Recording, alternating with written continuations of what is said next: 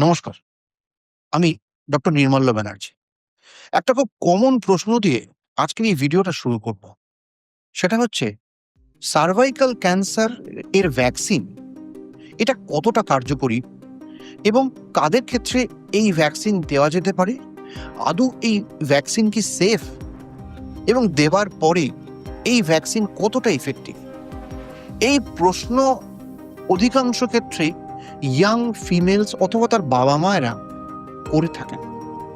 তার কারণ হচ্ছে সার্ভাইকাল ক্যান্সার একটা ভাইরাস ইনডিউসড অথবা ভাইরাস একটা ইটিওলজিক্যাল ফ্যাক্টর এই ধরনের ক্যান্সার। অনকোজেনিক ভাইরাস বা এইচপিভি, যেটাকে আমরা হিউম্যান প্যাপিলোমা ভাইরাস বলি, সেটাকে দুটো ভাগে ভাগ করা যায়। একটা হচ্ছে হাই রিস্ক, তাদের ক্ষেত্রে ক্যান্সার করার প্রবণতা অনেক বেশি, এবং আরেকটা হচ্ছে low risk. Cervical cancer vaccine আমরা সাধারণত young adolescent age group 11 to 18 এই গ্রুপটাকে সিলেক্ট করে 2 অথবা 3টে ডোজে এই ভ্যাকসিন দেওয়া হয়। এই ভ্যাকসিন শতকরা according to the publish literature 90% to 100% effective.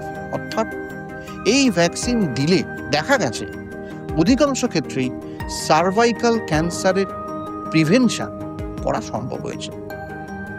আমাদের দেশে এমন অনেক পেশেন্টকে আমরা পাই যাদের খুব লেট স্টেজে সার্ভাইকাল ক্যান্সার ডিটেক্টেড হয়, এমনকি মেটাস্টেটিক স্টেজেও, অথবা ক্যান্সার যেখানে সার্ভাইকাল ক্যান্সার বডির অন্যান্য জায়গায় ছড়িয়ে পড়েছে সেরম স্টেজেও আমরা পেশেন্ট পাই।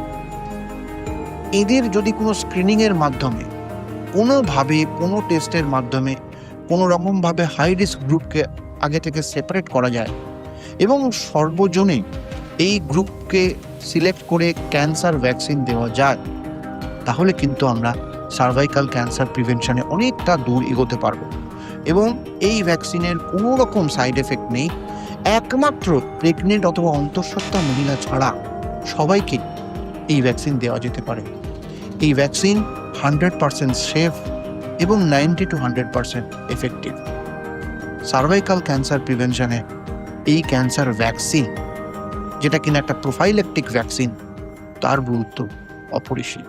সুতরাং এই ভ্যাকসিন সংক্রান্ত কোনো ভয় বা জড়তা মনের মধ্যে রাখবেন না। আজকে এই পর্যন্তই। দেখা হচ্ছে পরের ভিডিওতে। নমস্কার।